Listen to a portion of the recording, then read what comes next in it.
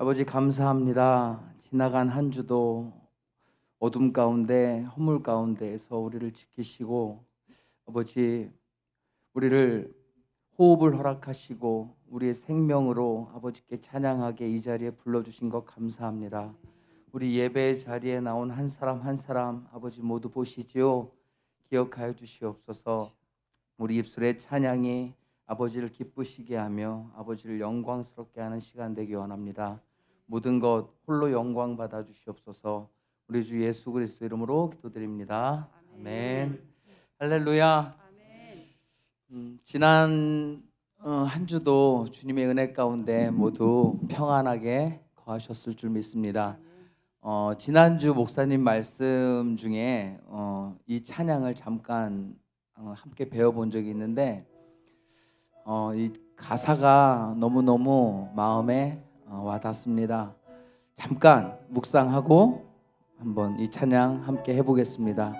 지나간 허물 어둠의 날들이 무겁게 내 영혼 짓눌러도 우리 주님은 우리를 외면치 아니하시고 약속의 구원을 이루셨습니다. 이전에 괴로운 어떤 모든 죄책감들이 고난의 길을 걷는 우리들을 주님께서는 우리의 영혼을 끝내 승리케 하셨습니다. 주 선한 능력으로 우리를 안으셨습니다. 우리 크신 팔로 우리를 붙드셨습니다. 절망 속에도 우리 흔들리지 않게 하시고 우리 사랑하는 주님 바라보게 하시니 감사합니다. 우리 함께 이 찬양 가사 생각하면서 나아가겠습니다.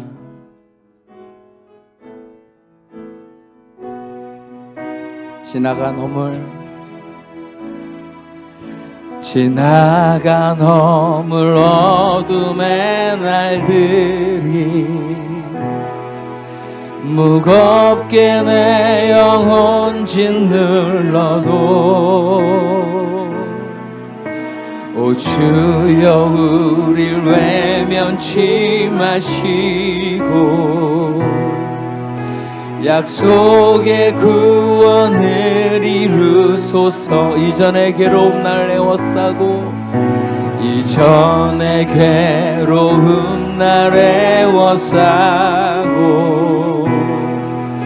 고난의 길을 걷는다 해도 주님께 모두 맡긴 우리 영혼 주님께 모두 맡긴 우리 영 끝내 승리의 날을 맞으리 끝내 승리의 날을 맞으리 선한 능력으로 일어서리 주만 의지하리 믿음으로 우리 고대 안에 주 오실 그날 영광의 새날을 맞이하리 주 선한 능력으로 안으시네 주 선한 능력으로 안으시네 그 크신 팔로 날 붙드시네 아멘 절망 속에도 흔들리지 않고 사랑하는 주 얼굴 구하 주 선한 능력으로 안으시네 주 선한 능력으로 안으시네 그 크신 팔로 날 붙드시네 절망 속에도 흔들리지 않고 아멘 사랑하는 주 얼굴 구하리 선한 능력으로 일어서리 선한 능력으로 일어서리 주만 의지하리 주만 의지하리 믿음으로 아멘 우리 고대 안에 주 오실 그날 영광의 새날을 맞이해 선한 능력으로 일어서리 선한 능력으로 일어서리 아멘 주만을 시하리 믿음으로. 아멘. 우리 고대 안에 주 오실 그날 승리의 새날을 맞이하리. 승리의 새날을 맞이하리. 주 안에 있는 나에게 단 근심이 있으랴. 십자가 밑에 나가 내 짐을 풀었네. 주님을 찬송합니다. 주님을 찬송하면서 할렐루야 할렐루야 할렐루야. 내 앞길 멀고 험해도 나 주님만 따라가리. 그 두려움이 변하여 그 두려움이 변하여 내 기도 되었고. 아멘. 전날의 한숨 변하여 내 노래 되었네. 주님을 찬송합니다.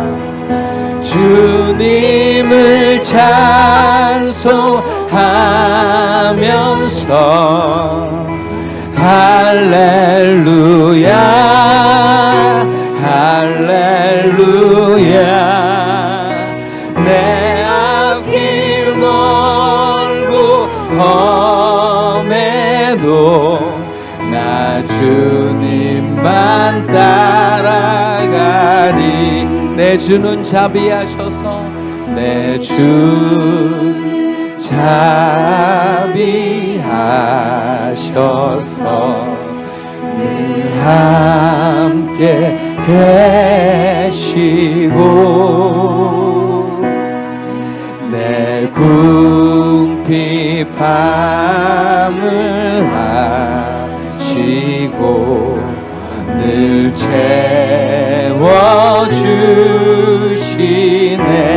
주님을 찬송하면서 주님을 찬송하면서 할렐루야 할렐루야. 아멘. 내 앞길 멀고 험해도 나 주님만 따라가. 내 주와 맺은 언약은 내 주와 맺은 언약은 영불변하시니. 아멘. 그 나라 가기까지는 늘 보호하시네. 주님을 찬양합니다. 주님을 찬송하면서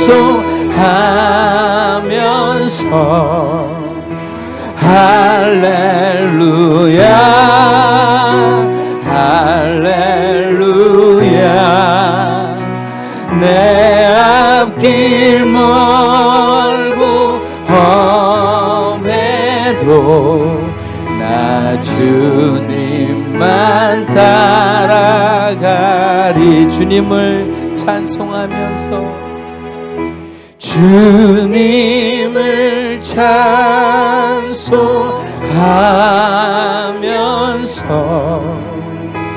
할렐루야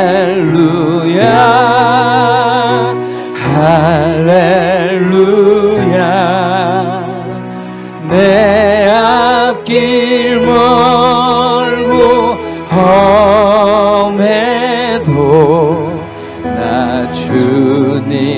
주만 따라가리. 아멘.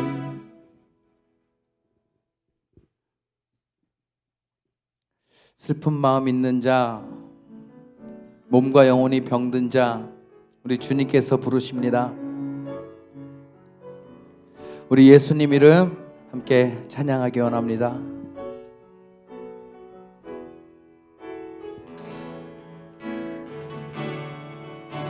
슬픈 마음 있는 자, 몸과 영혼 병든 자, 누구든지 부르시오.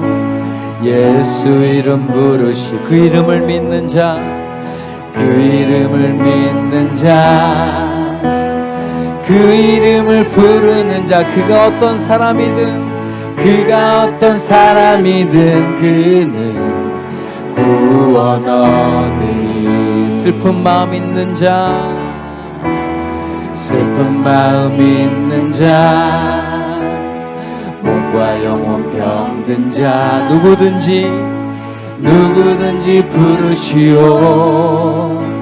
예수 이름 부르시. 그 이름을 믿는 자, 그 이름을 믿는, 그 이름을 부르는 자, 그 이름을 부르는 자. 아멘. 그가 어떤 사람이든 그는 구원 얻으리. 예수 오 능력의 그 이름 예수, 나 외쳐 부르네.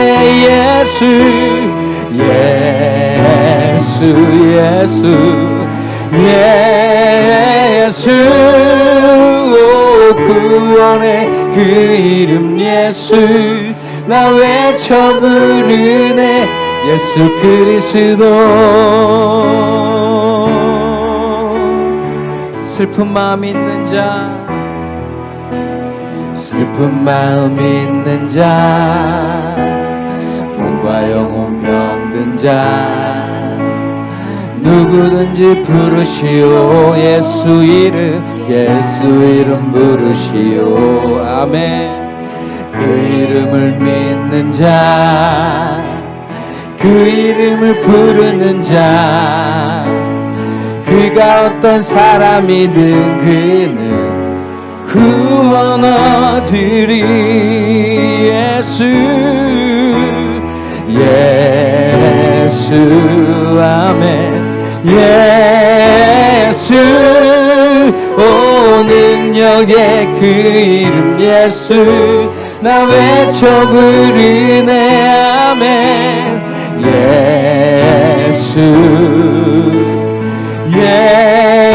예수 오 구원의 그 이름 예수, 나 외쳐 부르.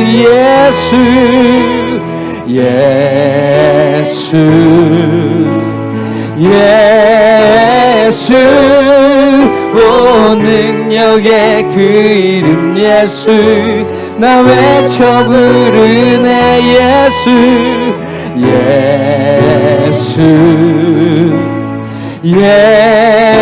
예수 오 구원의 그 이름 예수, 나 외쳐 부르네.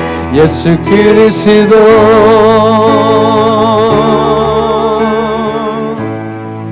나의 길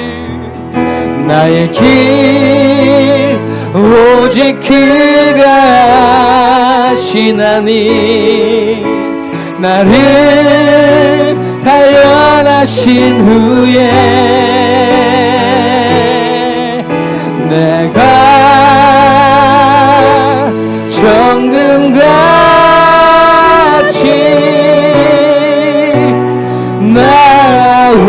나오리라.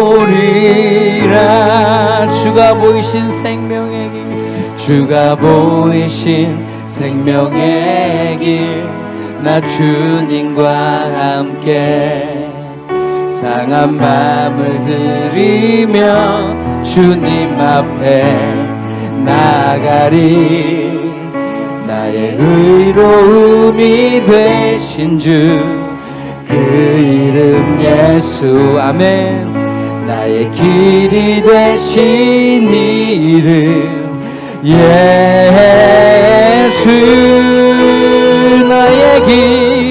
나의 길 오직 그가 하시나니 나를 단련하신 후에 아멘.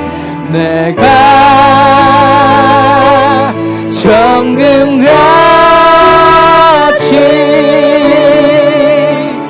나오리. 손 높이 들고 나의 길 오직 그가 하시나니 나의 길 오직 그가 하시나니 나를 단련하신 후에 아멘. 내가 정금같이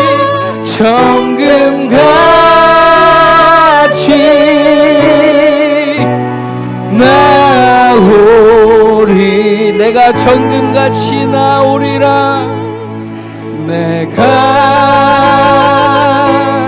정금같이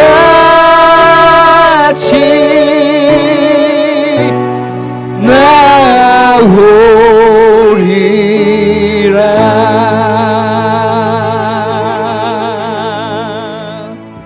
아버지 영광 받아 주시옵소서. 할렐루야.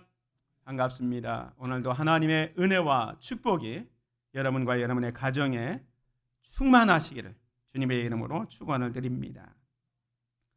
오늘은 같이 읽은 말씀을 통해서 열매로 하나님의 자녀임을 드러냅시다.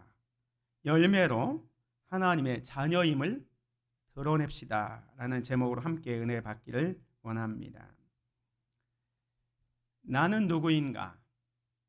사람이 자기의 정체성을 아는 것은 중요합니다. 여러분은 누구입니까? 여러분의 정체성은 무엇입니까? 나는 누구이다라고 자기의 정체성을 확실히 이야기할 수 있다면 그 사람은 복된 사람이라고 할 수가 있습니다. 나는 하나님의 자녀이다 라고 당당하게 이야기할 수 있는 저와 여러분이 되시기를 주의 이름으로 축원을 드립니다. 여러분이 나는 하나님의 자녀이다라고 당당하게 이야기하고 또한 여러분이 하나님의 자녀라는 것을 어떻게 알 수 있습니까? 그것은 여러분의 삶의 열매를 통해서 알 수가 있습니다.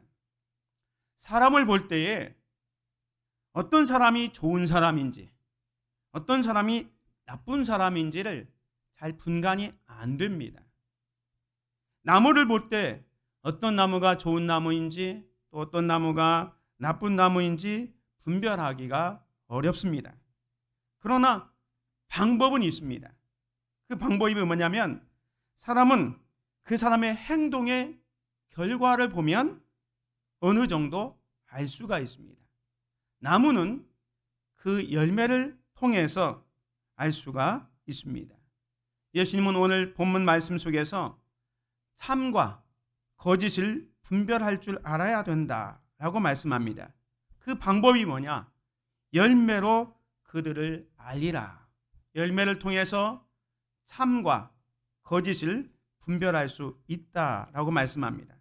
오늘 본문 말씀 16절부터 보면 그들의 열매로 그들을 알지니 가시나무에서 포도를 또는 엉겅퀴에서 무화과를 따겠느냐? 이와 같이 좋은 나무마다 아름다운 열매를 맺고 못된 나무가 나쁜 열매를 맺나니 좋은 나무가 나쁜 열매를 맺을 수 없고 못된 나무가 아름다운 열매를 맺을 수 없느니라 말씀합니다. 참된 그리스도인은 한마디로 말하면 좋은 열매를 맺는 좋은 나무와 같다는 겁니다. 나무의 수종이 중요합니다. 그 수종에 따라서 열매가 맺혀지게 되는 겁니다. 우리 속담에 보면 사과나무에서 배가 열리겠나라는 말이 있습니다. 사과나무에서는 사과가 열리지 배가 열리지 않게 됩니다. 그리스도인은 좋은 나무니까 좋은 열매를 맺는 게 당연하다라는 말씀입니다. 만일 열매를 맺지 못하거나 혹은 나쁜 열매를 맺었다면 보나마나 이건 가짜입니다. 그래서 예수님은 열매로 참된 그리스도인인지 또 아닌지를 분간할 수 있다고 말씀하고 있습니다. 그러면서 열매가 무엇인지를 오늘 20절, 21절에서 말씀합니다. 그러므로 그들의 열매로 그들을 알리라. 나더러 주여 주여 하는 자마다 다 천국에 들어갈 것이 아니요 다만 하늘에 계신 내 아버지의 뜻대로 행하는 자라야 들어가리라 말씀합니다. 여기서 열매라는 것은 무엇입니까? 인간의 행위, 인격, 성품을 말합니다. 좋은 열매를 맺었다는 것은 하나님의 선한 뜻을 행하는 것을 말합니다. 그래서 좋은 열매를 맺는 사람이 참된 그리스도인이다라는 겁니다. 아무리 입술로 주여 주여 하더라 하더라도 하나님의 뜻대로 행하는 선한 행위가 없으면 가짜입니다. 구원받은 것도 아니고 하나님의 자녀도 아니고 천국 백성도 아닙니다. 그러니까 당연히 천국에 들어갈 수가 없습니다. 믿음과 행위는 동전의 양면과 같습니다. 표리 부동이 아니라 표리 일치. 믿음과 행위는 항상 일치되어야 됩니다. 신앙과 행위는 일치되어야 합니다. 그래서 기독교에서는 신행일치, 신앙과 행위는 일치되어야 한다라는 말을 자주 쓰고 있습니다. 사랑하는 성도 여러분, 여러분은 어떻습니까? 좋은 열매가 있습니까? 물론 예수 믿은 지 얼마 안 됐다면 열매를 맺는 데까지 좀 시간이 걸리니까 좀 봐줄 수 있습니다. 그러나 예수 믿는 지 한 1년, 5년, 10년 그 이상 됐다면 그 사람은 당연히 좋은 열매가 있어야 합니다. 예수 믿기 전과 예수 믿은 이유가 확연히 분별할 수 있어야 된다는 겁니다. 만약에 좋은 열매가 없으면 가짜입니다. 구약 이사야서에 보면 이런 말씀이 있습니다. 땅을 파서 돌을 제하고 극상품 포도나무를 심었도다. 그 중에 망대를 세웠고 또 그 안에 술토를 팠도다. 좋은 포도 맺기를 바랐더니 들포도를 맺었도다. 예루살렘 주민과 유다 사람들아 구하노니 이제 나와 내 포도원 사이에서 사리를 판단하라. 내가 내 포도원을 위하여 행한 것 외에 무엇을 더할 것이 있으랴? 내가 좋은 포도 맺기를 기다렸거늘 들포도를 맺으면 어찌 됨인고. 하나님께서는 이스라엘 백성들을 좋은 포도 열매를 맺도록 여기 보면 극상품 포도나무를 심었고 그 중에 망대를 쏘았고 그 안에 술토를 파놓았습니다. 그런데 좋은 포도 열매를 맺기보다는 들포도, 아주 신포도를 맺었다고 말씀합니다. 그래서 하나님께서 그 이스라엘 백성들을 향해서 책망하고 그 포도원을 헐어버리겠다라고 말씀하고 있습니다. 오늘 본문에서도 나쁜 열매를 맺는 것에 대해서 예수님께서 경고하셨습니다. 아름다운 열매를 맺지 아니하는 나무마다 찍혀 불에 던져지느니라. 구원도 받지 못하고 추후에 심판이 있을 것을 말씀하고 있습니다. 그렇다면 좋은 열매를 맺어야 함에도 불구하고 좋은 열매를 맺지 못하는 이유가 뭘까요? 그것은 좋은 열매를 맺지 못하게 하는 방해 요소들이 있기 때문입니다. 예수님께서 마태복음 13장에 보면 네 종류의 밭에 뿌려진 씨 뿌리는 비유를 말씀하셨습니다. 거기에 보면 열매를 맺지 못하는 이유를 예수님께서 이렇게 설명을 하셨습니다. 마태복음 13장 18절 이후에 보면 그런즉 씨 뿌리는 비유를 들으라. 아무나 천국 말씀을 듣고 깨닫지 못할 때에는 악한 자가 와서 그 마음에 뿌려진 것을 빼앗나니 이는 곧 길가에 뿌려진 자요. 돌밭에 뿌려졌다는 것은 말씀을 듣고 즉시 기쁨으로 받되 그 속에 뿌리가 없어 잠시 견디다가 말씀으로 말미암아 환난이나 박해가 일어날 때에는 곧 넘어지는 자요. 가시떨기에 뿌려졌다는 것은 말씀을 들으나 세상의 염려와 재물의 유혹에 말씀이 막혀 결실하지 못하는 자요 라고 말씀합니다. 이 말씀을 보면 길가에 떨어진 씨앗이 열매를 맺지 못하는 이유가 뭐냐면 악한 자가 와서 빼앗아 가기 때문에 열매를 맺지 못한다라고 말씀합니다. 또한 돌밭에 떨어진 씨앗이 열매를 맺지 못하는 이유는 환난이나 박해가 일어나서 넘어지기 때문에, 또 가시떨기 나무에 떨어진 씨앗이 열매를 맺지 못하는 이유는 세상의 염려와 재물의 유혹에 말씀이 막혀서 결실하지 못한다라고 말씀합니다. 이 길가에 떨어진 씨앗은 악한 자가 와서 빼앗아 갔다는 말은 한마디로 말하면 거짓 선지자들의 방해 때문에 말씀을 듣지만 말씀을 듣는 순간 금방 사탄이 와서 그것을 방해하고 빼앗아 가기 때문에 열매를 맺지 못한다는 겁니다. 또한 돌밭과 가시밭 떨기의 나무에 떨어졌던 이 씨앗이 열매를 맺지 못하는 이유는 이것은 우리가 말씀을 듣고 내적인 변화가 있어야 되는데 내적인 변화, 성장이 없기 때문에 열매를 맺지 못한다는 겁니다. 이것을 좀 더 구체적으로 보면 첫 번째가 뭐냐면 거짓 선지자들의 방해 때문에 열매를 맺지 못한다는 거예요. 오늘 본문에 예수님께서 이렇게 말씀합니다. 거짓 선지자들을 삼가라. 양의 옷을 입고 너에게 나오나 속에는 노략질하는 일이라 라고 말씀합니다. 우리가 좋은 열매를 맺어야 되는데 거짓 선지자들에게 미혹돼서 좋은 열매를 맺지 못하기 때문에 예수님께서는 거짓 선지자들을 삼가라 말씀합니다. 저들은 양의 옷을 입지만 속에는 노략질하는 일이라고 말씀합니다. 사탄은 광명의 천사처럼 가장합니다. 그래서 겉으로는 화려하게 치장하지만 속은 여기 있는 것처럼 노략하는 일이처럼 사람들을 힘들게 합니다. 그래서 이 거짓 선지자들이 어떤 일을 하느냐?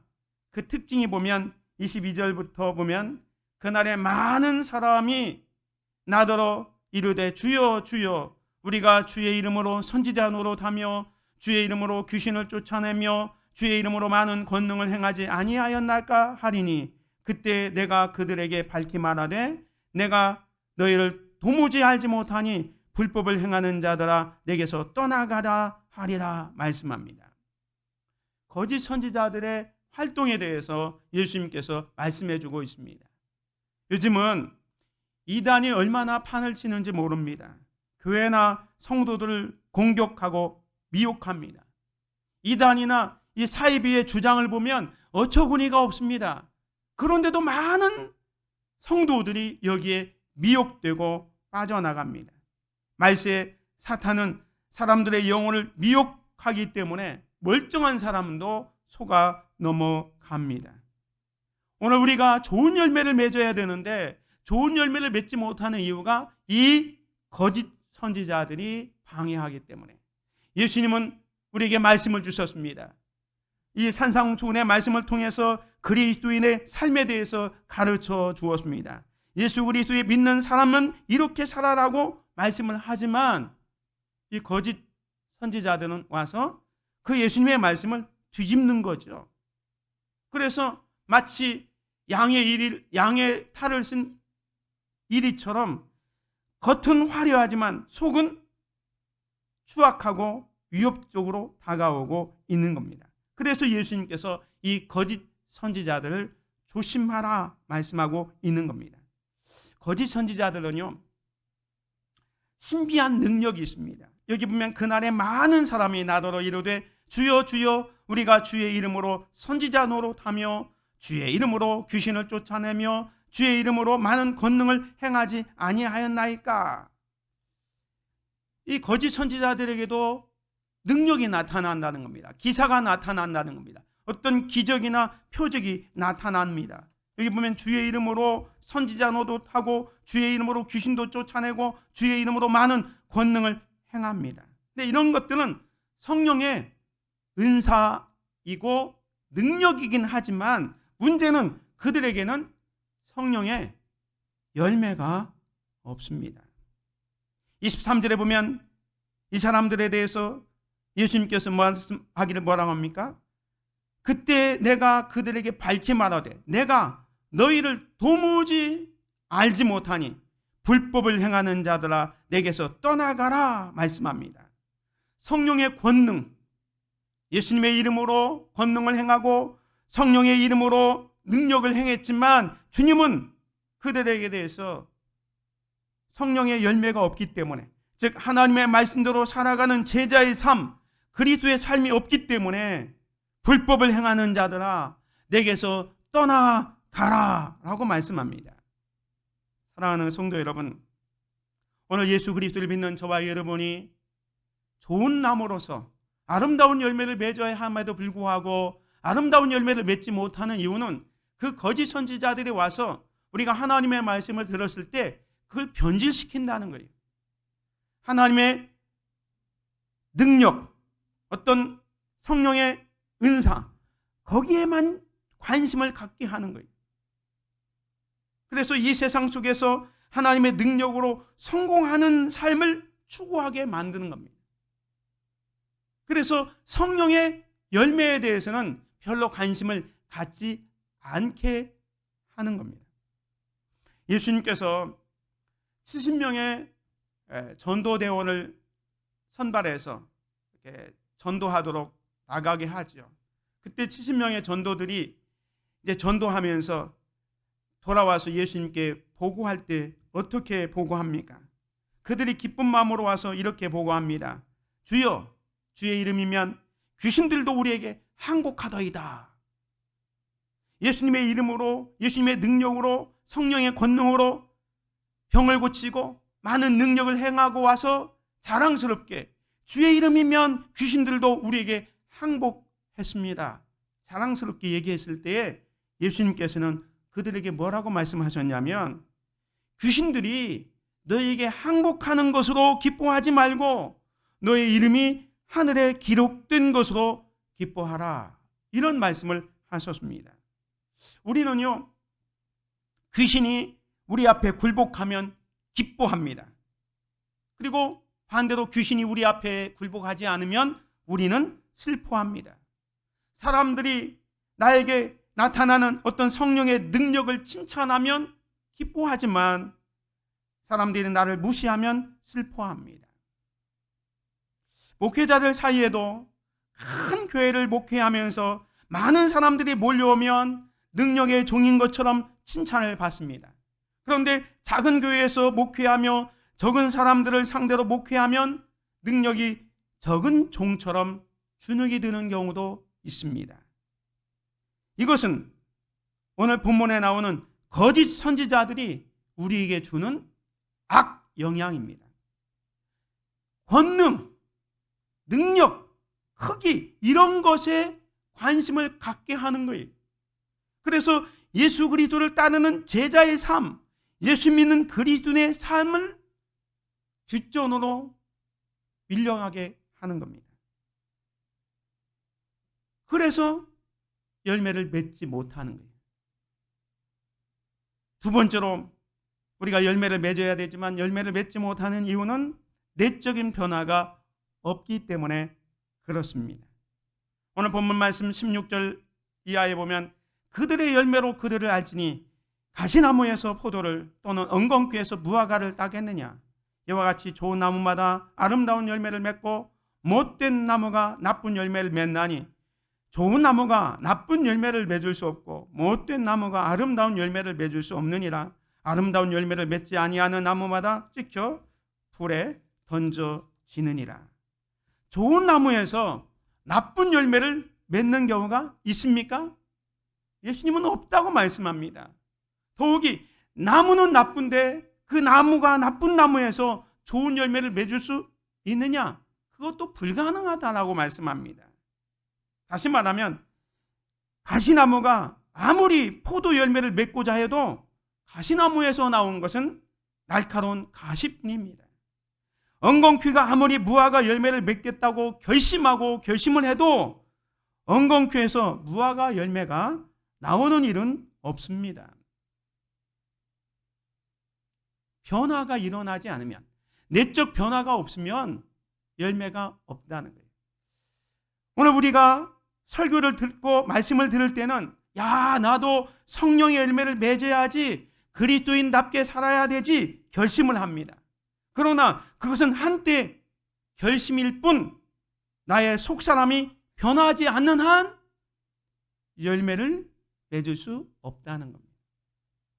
우리 마음이 하나님의 영이신 성령으로 가득 차지 않았는데 어떻게 하나님께서 원하시는 제자의 삶, 그리스도인의 삶을 살겠습니까?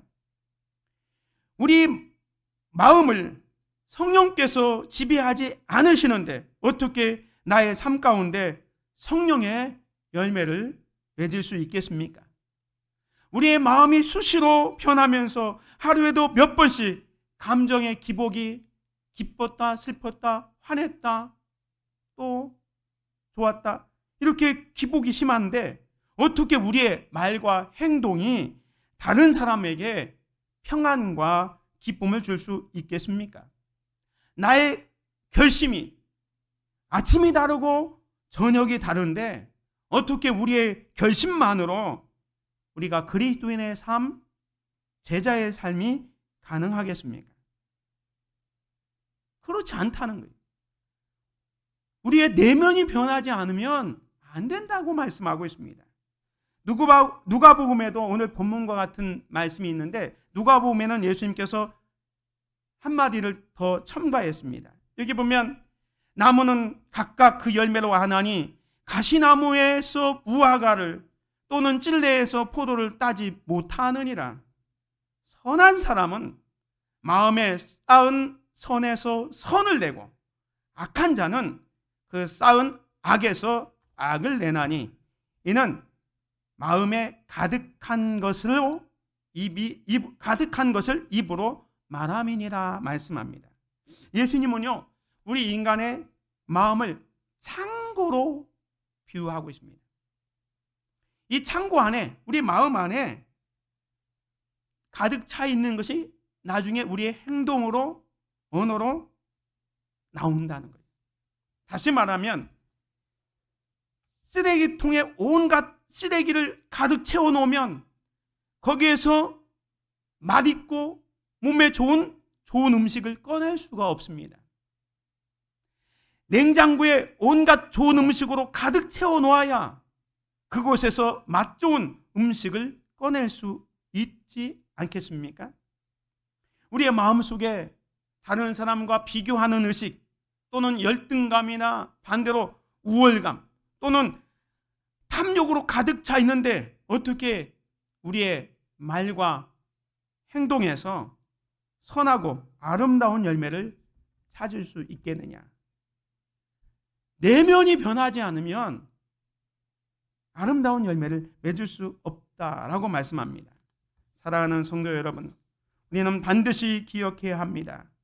좋은 열매, 성령의 열매는요, 순간적인 결심이나 감정적인 헌신으로 맺을 수 있는 것이 아닙니다. 좋은 열매는 먼저 나의 마음을 성령께서 바꾸어 주실 때만 가능합니다. 자, 그렇다면 어떻게 하면 좋은 열매를 맺을까? 좋은 열매를 맺는 비결, 여러 가지로 얘기할 수 있지만 한마디로 말하면 주님과 신령한 교제를 나누는 겁니다. 주님과 신령한 교제를 나누는 것은 첫 번째로 우리가 주님 안에 거하는 겁니다. 요한복음 15장에 보면 내 안에 거하라, 나도 너희 안에 거하리라. 가지가 포도나무에 붙어있지 아니하면 스스로 열매를 맺을 수 없음같이 너희도 내 안에 있지 아니하면 그러하리라. 나는 포도나무요 너희는 가지라.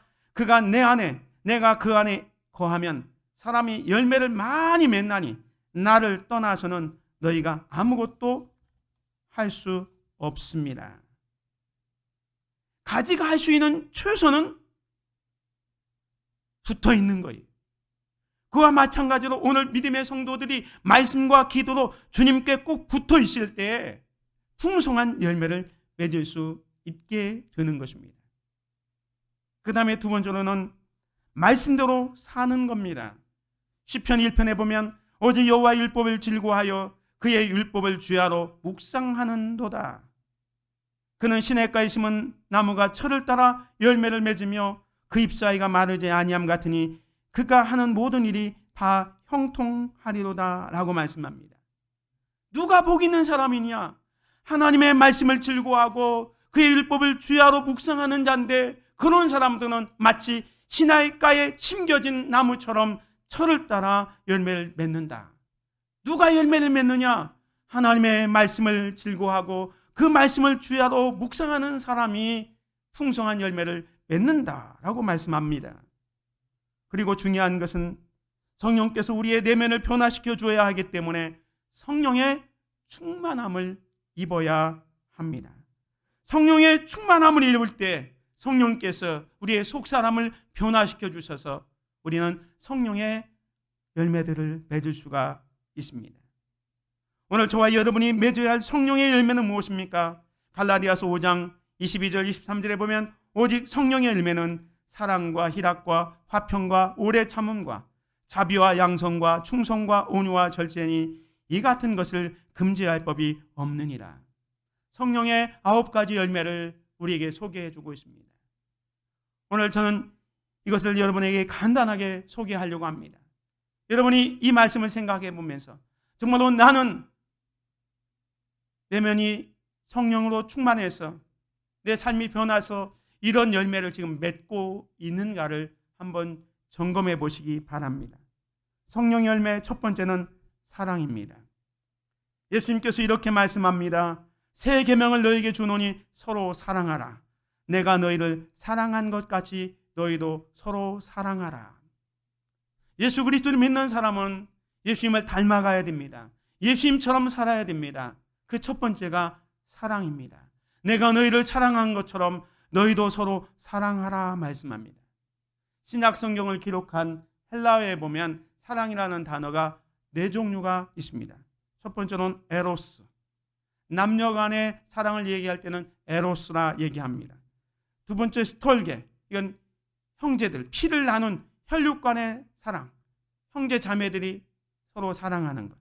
그 다음에 필레오, 공동체 간의 사랑입니다. 이것은 우리 교회 안에 있는 교우들이 사랑하고 우리가 회사를 사랑하고 이렇게 하잖아요. 그런 것들, 애국, 애족 이런 할 때 공동체 간의 사랑을 얘기할 때는 필레오라는 단어를 씁니다. 그리고 하나님의 사랑을 얘기할 때는 아가페라고 이야기합니다. 그런데 이 에로스나 스톨게나 필레오는 다 조건적인 사랑입니다. 네가 이쁘기 때문에 사랑한다. 당신이 나를 사랑하게 해주기 때문에 사랑한다. 에로스 사랑, 조건적입니다. 네가 내 형제이기 때문에 사랑한다. 또 필레오, 뭐 때문에 이프나 비코스, 조건을 달고 사랑합니다. 이런 사랑이 아니라 지금 예수님께서 말씀하시는 내가 너희를 사랑한 것 같이 너희도 사랑하라 라는 것은 하나님이 우리를 사랑할 때 아무 조건 없이 무조건적으로 사랑했던 이 아가페 사랑, 인스파이드 오브, 그럼에도 불구하고 사랑하는 겁니다. 우리가 원수임에도 불구하고 죄인임에도 불구하고 아직 연약함에도 불구하고 우리를 사랑했었던 그 사랑으로 너희는 너희 형제를 이웃을 사랑하라 라고 말씀합니다. 사랑하는 성도 여러분, 여러분이 이 아가페 사랑, 조건 없는 사랑을 하고 있다면 이 사랑의 열매가 맺혀지고 있는 겁니다. 두 번째, 희락의 열매입니다. 성경은 이렇게 말합니다. 주 안에서 항상 기뻐하라. 내가 다시 말하노니 기뻐하라. 우리가 기뻐할 수 있습니다. 근데 성경은 주 안에서 항상 기뻐하라 말씀합니다. 좋은 일이 있을 때뿐만 아니라 나쁜 일이 있을 때, 슬픈 일이 있을 때, 어려운 일이 있을 때도 항상 언제든지 기뻐하라 라고 말씀합니다. 항상 기뻐할 수 있는 비결 뭘까요? 이 빌립보서 말씀해 보면 모든 사람에게 관용을 베풀라. 여러분이 정말로 힘들게 하는 사람들을 용서하고 사랑하면 기뻐할 수 있다는 거예요.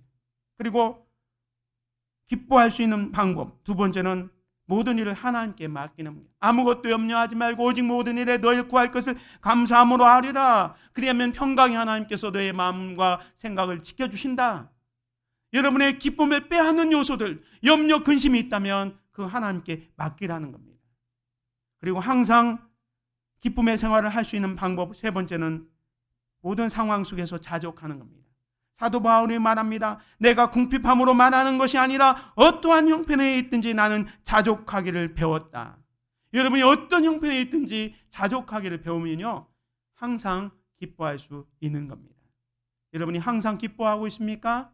그렇다면 이 희락의 열매를 맺고 있는 겁니다. 세 번째로 화평입니다. 마태복음 5장 9절에 보면 화평하게 하는 자는 복이 있나니 그들이 하나님의 아들이라 일컬음을 받을 것이미요 라고 했습니다. 화평의 열매는 뭐냐? 내적으로는요 하나님께서 주시는 절대 평강을 누리는 겁니다. 예수님께서 말씀합니다. 내가 너에게 주는 것은 세상이 주는 것과 같지 않다고 말씀합니다. 절대적인 평강을 누리는 겁니다. 이것이 첫째고요. 외적으로는 평화를 만드는 사람이 되어야 합니다. 피스메이커. 여러분이 어떤 곳에 있든지 문제를 만드는 트러블 메이커가 아니라 평화를 만드는 피스메이커가 된다면 첫 번째는 내 자신이 내적으로 주님이 주시는 그 평강을 누리고 외적으로 다른 사람에게 평화를 만드는 피스메이커가 된다면 화평의 열매를 맺고 있는 겁니다. 네 번째로 오래 참음, long suffering이라고 길게 참는 겁니다. 야고보서 기자는 이렇게 얘기합니다. 보라, 인내하는 자를 우리가 복되다 하나니 너희가 욥의 인내를 들었고 주께서 주신 결말을 보았거니와 주는 항상 자비하시고 긍휼히 여기시는 이시니라. 오래 참는 거예요. 욥의 인내를 배우라 말씀합니다.